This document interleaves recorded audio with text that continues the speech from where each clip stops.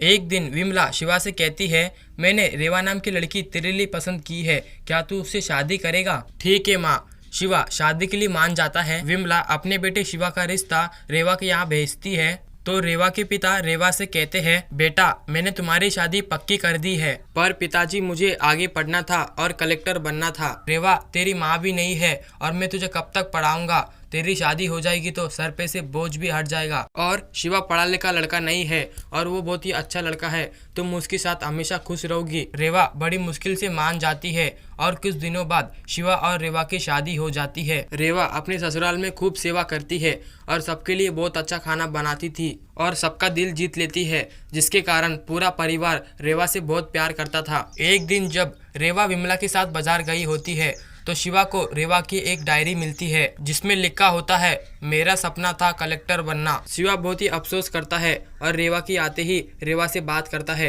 रेवा तुम क्या आगे पढ़ना चाहती हो? हाँ मेरी बहुत ख्वाहिश थी, पर कोई बात नहीं, वैसे भी अब मेरी शादी हो गई है तो मैं अभी आगे कैसे पढ़ सकती हूँ? रेवा मैं तुम्हें पढ़ाऊंगा, तुम बस अपनी पढ़ाई पे ध्यान दो। विमला के पास शिवा जाता है और उससे कहता है, माँ मैं रेवा को आगे पढ़ाना चाहता हूँ। कैसी बात कर रहे हो शिवा, अब रेवा की शादी हो गई है, शादी के बाद कोई नहीं पढ़ता, अब रेवा सिर्फ घर गृहस्थी में ही ध्यान देगी। शिवा और रेवा वहाँ से अपने कमरे में चले जाते हैं। शिवा रेवा को चोरी चोरी पढ़ाने लगता है। जब रेवा के पेपर नजदीक आ रहे होते हैं, रेवा को मायके ले जाकर वो उसे वहाँ पे छोड़ आता है और उसे वहाँ पे पेपर देने को कहता है। फिर कुछ दिनों बाद जब रेवा कलेक्टर बनती है तो विमला को बहुत गुस्सा आता है और वो रेवा से बात करना बंद कर देती है। एक दिन विमला अपने घर में अचानक से बेहोश हो जाती है तो रेवा जल्द से जल्द अपना कार बुलाकर विमला को हॉस्पिटल लेकर जाती है और हॉस्पिटल में बहुत भीड़ होती है, जिसके कारण विमला के इलाज में बहुत देर होती है। रेवा डॉक्टरों को जोर जोर से बुलाती है, जल्दी आइए डॉक्टर साहब, जल्दी आइए,